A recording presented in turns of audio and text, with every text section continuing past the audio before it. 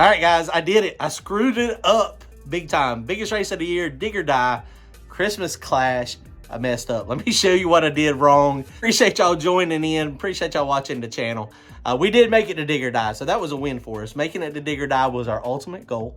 Of course, we would have loved to have a more competitive car, but I kind of started screwing some stuff up, right? My buddies, I wouldn't have made it to dig or die without them. I really, really, really appreciate everybody pitching in, coming and helping. Every little part my friends did, I couldn't have done. So I couldn't have made it without my buddies coming to the track with me and coming to the shop over at Brian's and helping me get this thing together. And it worked out exactly the way I had hoped it would have worked out. We got a couple of test passes in, then we went to dig or die, and I thought we had a pretty good tune-up, but I messed it up. Let me show you how I messed it up, but it's okay. It's a win making it to the track, making it to dig or die. After 1 month ago, we destroyed the Mustang, and now we got a completely running car that has got potential to be competitive. Let me show you what we did wrong. If y'all want to support the channel, head on over to turbojohnracing.com. Grab yourself some merchandise, hats, and t-shirts. Comment, like, and subscribe. Thanks, guys. Hey, guys, so this thing is still in the trailer over here. I'm digging it, man. Copper color. I think everybody liked the car. It's different. It's a Saturn. It's not a Mustang. But we got some problems. Let me show you some data logs. I'm going to revert back a little bit to when we first got the car out. The first day we took the car out, I'm going to show you what happened on the data log. Went out there, made a couple passes. It wasn't very good. The passes were not very good.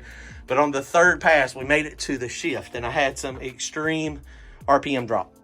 All right, guys, here's the data log from the first day we took the Saturn out. Red line here is RPM. And of course, this is drive shaft speed. And so this is where I forgot to plug in a pressure sensor. And the car took off, spun a little bit. Traction control tried to do its thing, but you can see it come up. And then this was the shift I was talking about. It shifted at 61 and it fell back to 55. Technically, I guess 54.93. But you can see what that did to wheel speed. As soon as it fell back, it shocks the tire and then it spins. So that's what I was trying to correct. Remember, I've got a huge torque converter in this thing. I've got a radial style converter in it. Stator, I should say. It's a radial style stator. I got my buddy Anton at Lightning Quick Glides. He builds the transmission for me.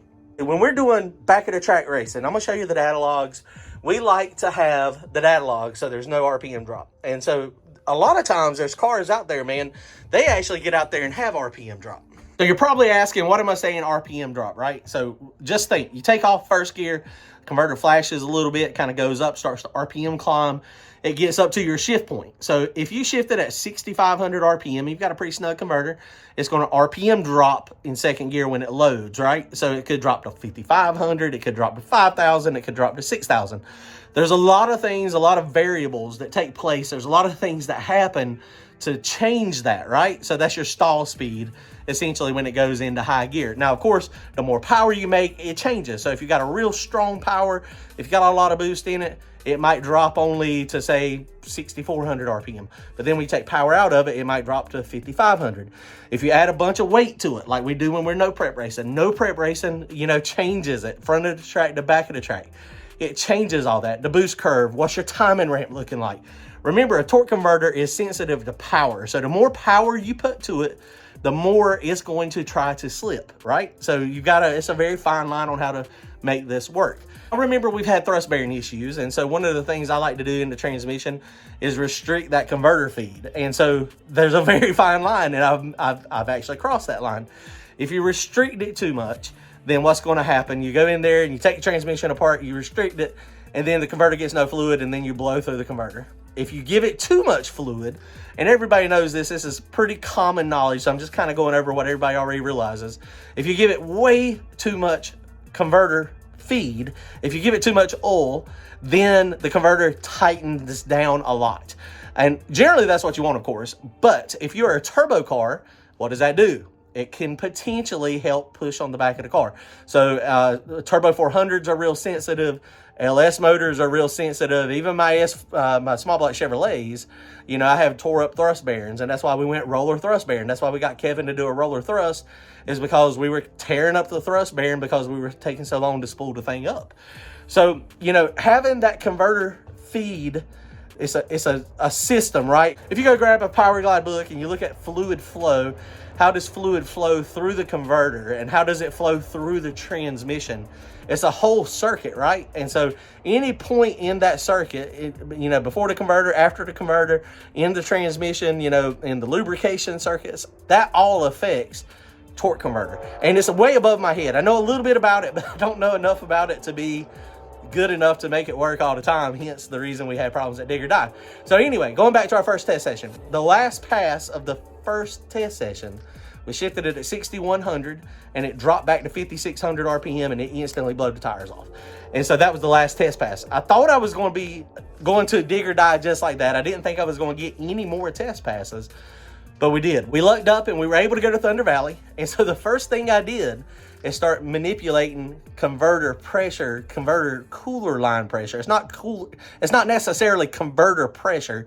It's in the cooler circuit. So the cooler line pressure. Mistake. Oh, I forgot to tell you about another mistake. So first mistake I made is when we went to the track the first time, I forgot to plug in the sensor. So I had no idea what the cooler line pressure was. According to that little valve I got, it was supposed to be like 85, 90 PSI. And previously that's what it was set at. So I assumed it was still doing the same thing.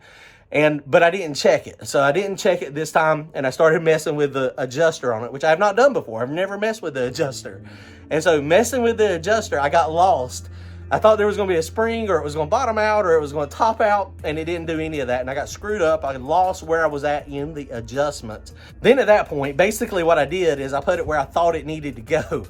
And first two passes on Friday, we were getting better, but we never made it to the shift. The third pass, I'm going to show you the graph. So this was the last pass at Thunder Valley when we made the little hit. It's got the times there. That's okay. Red line, it spun initially. Traction control caught it, brought it down. And so this was with lower converter pressure. And so basically it just made the converter really, really slip. And you see, I only made it a little bit past half track. It looks like the car didn't even shift, but it actually did shift. But if you look at how much it was slipping, we got, what's that, 50% slip? 8,500 to 4,600 drive shaft speed.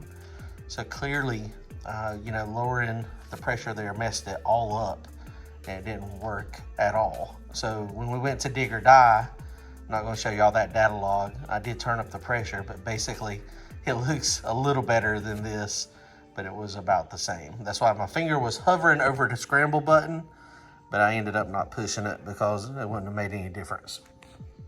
We made it out to like 4.5, 5 seconds, but the engine was at like 8,600 RPM. So 8,600 RPM drive speed was like 4,600. So the converter was slipping like 50%. So I was like, oh, we ain't got enough pressure. I was like, it's just bypassing it, venting it. And so that's our issue. And so at this point it's getting dark. What can you do? I can't make a pass in the dark. I don't have any lights on the car. There's nobody else at the track. It was just me and Brandon. So it's one of those things. We went to Dig or Die, and I made some adjustments. I went and spooled it up a couple times, drove around the pits. Now, everybody at Dig or Die was making road hits. They were going all three directions. It was wild as all get out. But I decided I didn't want to do that. So we went up there with what we thought. I had more pressure. I thought we were going to be good to go, but it did not have pressure again. So the pressure was low. And so since the pressure was low again, it had converter slip. Hey guys, so here is the valve that we put on it to not burn up the thrust bearing, to basically just regulate cooler line pressure. Hutch on Yellow Bullet back in the day, he used to do this all the time. He sold a little kit, saved many thrust bearings, and this is an ATF speed one. And so it's a little regulator. And so there's a screw in here. If you go to aftspeed.com, you'll see it, or just type in cooler line pressure regulator, it'll come up. But basically that thing will regulate pressure down to like 50 psi. We're going to take this thing apart real fast and see. I don't know if there's a spring in it or not, but I may have screwed it up when I was playing with it. And yeah, so that was, I'm not saying I could have beat old boy that outrun me by any means, because he was fast. But I'm going to take that thing apart and see how it works and see if I need to do something different. All right, guys, so here's their valve. This is an awesome little valve. I've had it for a little while now. ATF Speed. Got sense reports. It's got the instructions and everything on their website. Very easy to get, very easy to get a hold of. Basically, this is the in, this is the out, and it's like a fuel pressure regulator. And the way you adjust it is you screw this little cap off. Once the cap comes off, there's a little O-ring in there to stop any fluid from leaking out, but it looks just like a fuel pressure regulator, right? So this is how you use this to not knock out your thrust bearing or to adjust the pressure in that line. They say in their website, in their information, this cannot add pressure, but it can reduce pressure down to 45 or 50. And I know 100% for sure it can do that, because that's what I've done this last week. And so basically you loosen the screw up, it's just like a regulator. You screw it in and out, and that's how you adjust it. But how much you adjust it, they say generally about 1 turn equals 10 PSI. But anyway, guys, that's how I screwed up Dig or Die 100%. I screwed it up. Definitely don't know if I could have beat Luke. Don't know if I could beat AJ. He was fast. He made a rocket pass. But we definitely shot ourselves in the foot. And we do a lot of shooting in the foot. We had a lot of people that commented, you know you don't have a chance. Why are you going? Well, we did have a chance. We've always got a chance. Anybody that goes down there has a chance. But you're not going to win if you're not there. $37,000 purse. I needed to be there. I had the goal for myself since we crashed. We wanted to make it, be under power, make a pass, do a burnout. We done that. So we won the race in my eyes, but I wish I wouldn't have screwed with the pressure. We would have had probably a little bit better chance. Now, of course, if we'd have got the pressure right, torque converter would be too tight, then we probably would have spun, possibly. So, I mean, we're still dealing with the no front end travel. So front side racing, front side is coming up. They only do 3 Dig or Dies on that type of surface. Darlington does a couple races on that type of surface, but most of our stuff is front side. This car is going to be good front side, no prep, so we're going to be good to go. All right, guys, comment, like, and subscribe. We'll see y'all in a few days. Later.